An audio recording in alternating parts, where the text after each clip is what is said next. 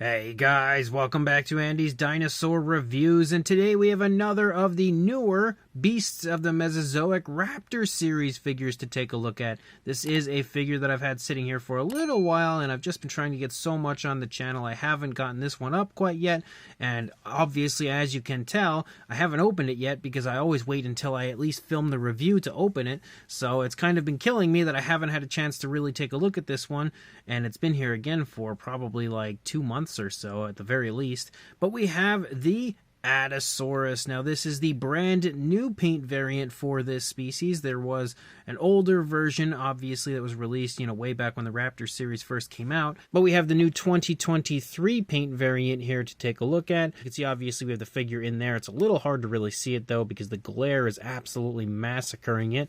But you also have a really beautiful shot over here of the figure, or not really of the figure, but of the dinosaur in the coloration of the figure over here on the side. Really nice artwork. Again, the fact that it is 1/6 scale, the species name over here down on the side, and the Beasts of the Mesozoic logo up on the top.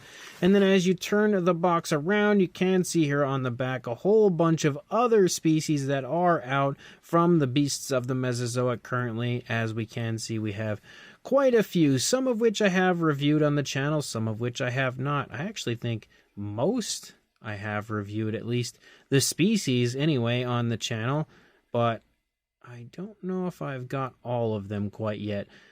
Definitely we'll work on getting all of the reviews up over time for all of them. I don't think I actually have that figure, though. I do have all of the others. Regardless, this looks really, really nice. Definitely a gorgeous new paint variant, so let's pop the box open and check it out. So straight out of the packaging, we have the card, which shows again the same artwork we saw on the front of the box. It is a beautiful card, and I'm still in love with the fact that they include these in all of these releases, because it's just so neat to have cards like this. And then on the back, you can see again a little dino toy photography, some information on the species, who was responsible for the art, and of course the Beasts of the Mesozoic logo, as well as the Creative Beast Studios website. So definitely a lot to take in there on the card, but a really nice card for sure.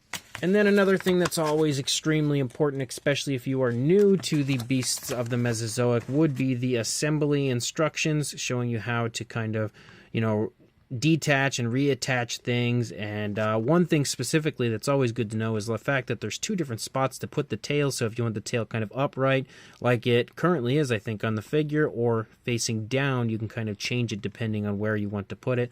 And then, of course, the alternate toes and stuff like that, as well as how to connect the base. So, or actually not the base, but the little clip that attaches to the base. So definitely, again, very important to take a look over if you are new to these figures. There are also numerous different connection pieces here for the base. You could see different lengths as far as the rods, different pieces to use to connect to the base. So you've got quite a little bit going on right there, again, as far as options go. And then we have the base itself, which, as you could obviously tell, I already took out of the packaging. Looks really nice. Again, pretty much your standard when it comes to a Beasts of the Mesozoic base. On top of that, you have the alternate toes, which you can see right there. I'm not going to really mess with those. I usually don't, but they are there, of course, if you want to switch the toes out for these other versions. And, of course, the star of the show, which is our Adasaurus. And this is absolutely gorgeous. It's probably one of the nicest looking raptors that I have seen in this series as a whole when it comes to the paint apps and just how good they look and natural they look. It absolutely looks like the coloration of this species. And I specifically really like the face. Those blues up on the top look so nice, and this little area of red and the way it kind of plays off of the yellow just looks really cool. And again, I'm just so impressed with how nice the legs are nowadays. With these new Raptor series releases, the legs are so much tighter, because like before, if you would try to stand it up yourself, it would just kind of collapse. Now I actually feel like there is a genuine chance you could get this figure to stand without anything holding it up, which is really cool. That wasn't an option previously, but obviously David has improved the mechanics of the figure and now allows them to stay a lot stiffer in the legs to help them stand. But it looks really nice here, again, straight out of the package, so let's go ahead and jump straight to a closer look at it and check it out from there. So starting up here at the head sculpt, you can now see what I was talking about with the really nice coloration of the head and face. We have the really nice dark tone here on the tip of the snout, and then it transitions to a yellowish tone. But within the yellowish tone, we actually have a red there. You can kind of see it creeping out within some of the cracks and crevices of the skin texture. And then as we lead back, you can see that red kind of emerge really nicely there as you get really close to the feathered part of the face. It looks really neat. Again, one thing about this Raptor is we have actually reviewed this figure in the past. This is only a new paint variant. There's nothing new sculpt-wise on this, so we don't need to go over the sculpt, just the actual paint apps. As you lead back, you can see a little red there that sort of circles around the eye as well. Really nice yellowish tone and a big black pupil for the eye. There's also a very nice gloss coat that you can see shining really nicely there on the eye, giving it a nice realistic eye shine. Of course, these figures have tons of articulation, and if you open the mouth, you can see there's a nice articulated tongue in here, which is always fun. You can, if I can get a hold of it, pull the tongue up. There you go. You can kind of see it moving. Didn't get a hold of it very well, but there's a nice purplish tone on the inside of the mouth as well. Nice kind of glossy look for the inside as well. You can see up there on the inside of the mouth. All of the teeth are painted perfectly, and they as well have a nice glossy look to them, giving them a nice realistic shine as well. Man, the inside of the mouth is really well done. There's actually, looks like maybe a wash in there as well. That might be one of the nicest mouths that I think I've seen on one of these Raptors when it comes to how good the paint apps look. But as you move back here, we do get a really dark tone. It looks like a black, not even a dark gray. It's just like a straight up black tone here that picks up. And then you have these beautiful blues up here on the top, and they are applied with this almost like a slight kind of metallic shine, which sort of helps to give them a nice iridescence, which as well is a very realistic aspect, I think, to this figure. And that looks really neat. I just love the way that those blues shine there on the back of the head. We have a black pretty much everywhere else up here on the upper part of the head as you lead back. You can see even on the lower jaw you have that going on. But then as you lead down here into the throat, you do get a lighter variation of a dry brushing, kind of like a light tan sort of dry brushing. You also have some more of that sort of light tan up here on the back as we lead back, but then it transitions to some variations of browns up here on the back, and there is quite a bit going on as far as that coloration goes. But you can also kind of see again more of like a almost like a slight satiny dry brushing that's been applied here, almost making the feathers again continue to have that nice iridescent sort of a look as you move through. And if you are familiar with these figures, all of the articulation remains the same as well. There's no difference between the articulation of this one and the older one. Again, we're just trying to stick with the paint apps on this for right now. But you can see we also have more of those bluish tones picked back up here in the side of the dinosaur, up here in the shoulder area as well. As you lead down into the arms, you have a dark brown right here, and then some lighter browns. Again, a little bit of like a lighter kind of a light brown or khaki dry brushing right there. Some more variations of lighter and darker browns. You've got some more blues picking up. You have a little area of like an off-white. And then, man, if we pull this out, you can see more of the blues, more dark browns. There is just so much color on this. It's absolutely mind-blowing how much variation of color runs through the course of this Raptor. You can see the fingers as well are painted with a nice variation of a brown. They also have a nice dry brushing to them. If we take a look at the underside, you can see as well, again, a nice light brown that's been kind of dry brushed down here as well. And you can see that in the same area there, the palm of the hand.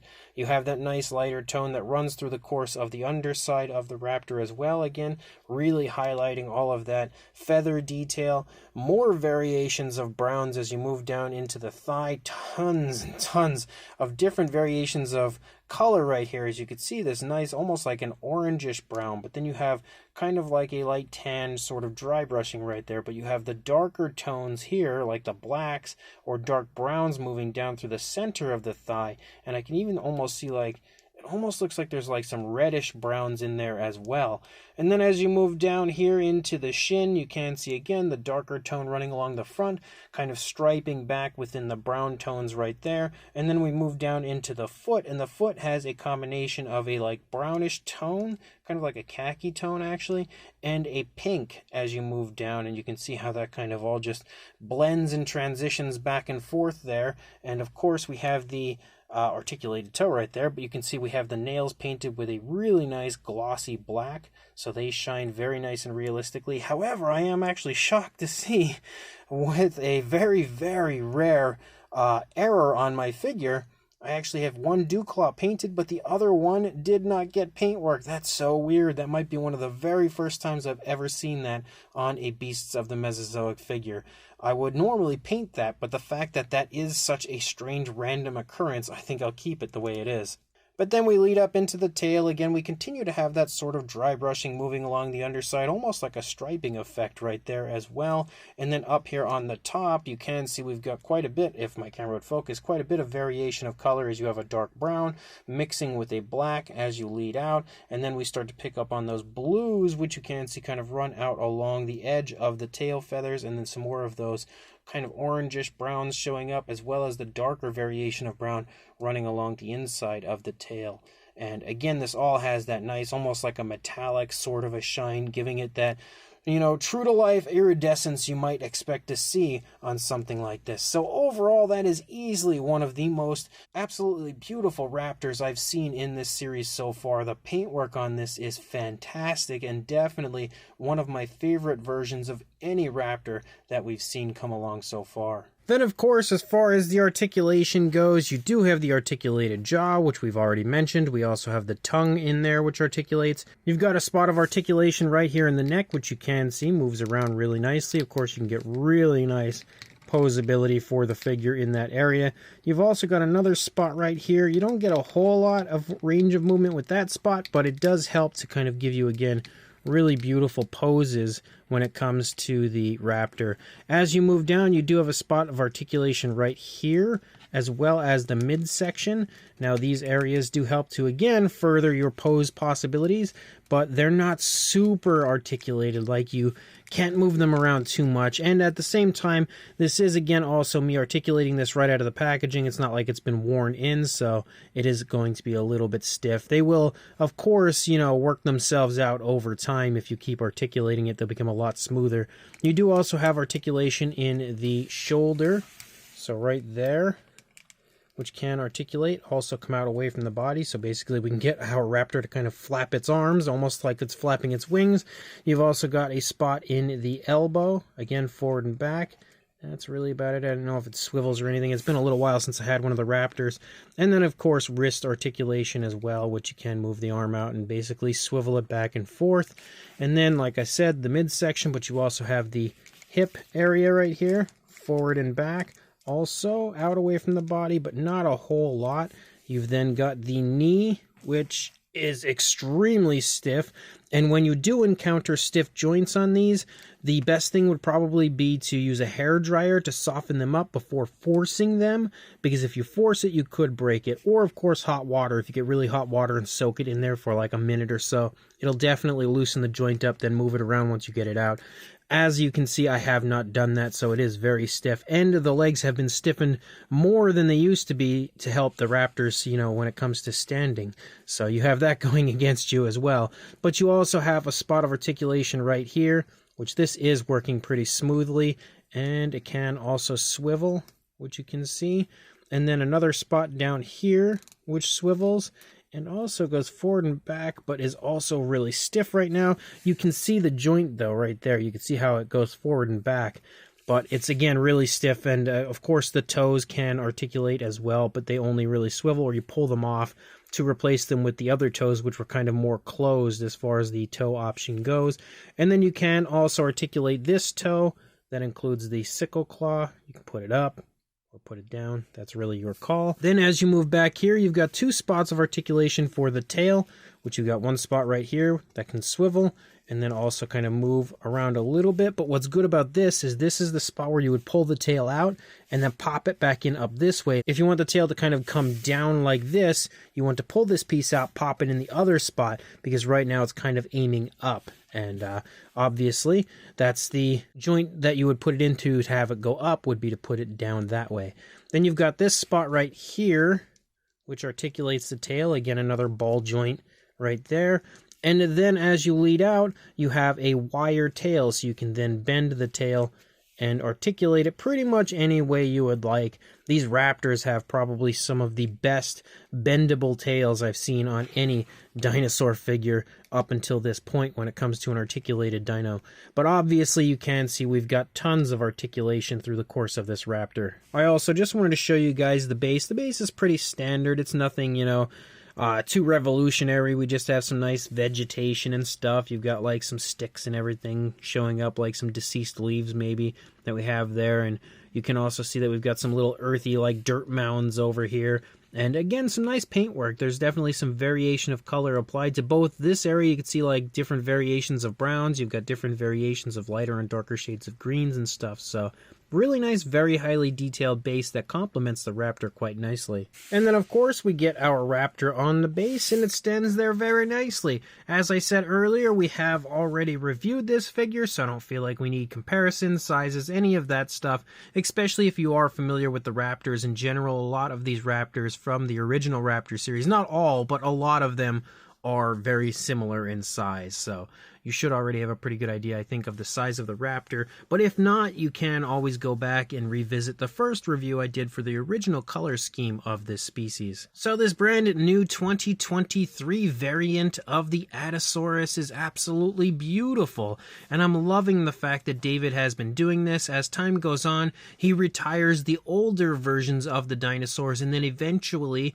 he'll re-release them with a different paint scheme. He's done that with quite a few dinosaurs now. He's actually in the process of doing it with some ceratopsians, I believe, and he already has actually given us a few other paint variants of other ceratopsians, like the Styracosaurus, for instance, with the old buck paint scheme. But he has also, of course, done this with the Raptors, and you can see that now with the Adasaurus, giving us a brand new, fresh paint scheme for it, and I absolutely love this. I think it's way better than the first version, and way better, honestly, than most of the Raptors we've seen, even though they're always great, but this is just super, super nice looking. The coloration throughout is really natural as a whole, and it's also very naturally applied on the figure itself. He's done a great job of using dry brushing and washes so that the paint is as natural but impactful on the sculpt as it could possibly get. Again, really giving you every ounce of detail brought out so nicely with the paint job. But the tones of color, again, chosen are very well done, and there is a mountain of color on this as you move through the figure. There is just so many variations of color as you look from the head to the tail. I can't even begin to count all of the different minor adjustments in color that you see through the course of this Raptor, but he has done something really cool with this that he has done on some other Raptors that I've noticed recently, and that's that kind of shine that some of the feathers have, giving the Raptor that iridescence sort of a look. Specifically on the blues is where you notice it the most on this one, and it really does look extremely cool with the addition of that. And then, of course, on top of everything, you have tons of articulation through the entire Raptor, just giving you countless posability options for this one, as well as a really nice base to top everything off. So as a whole, this is definitely an awesome release, a very much so recommended release, and if you are interested in picking one of these up for yourself, I will include a link in the description to where you can on the Beasts of the Mesozoic website right now. So make sure you check that link, go pick up this gorgeous Adasaurus, and also like, comment, and subscribe, and I will see you in the next review. Thanks for watching.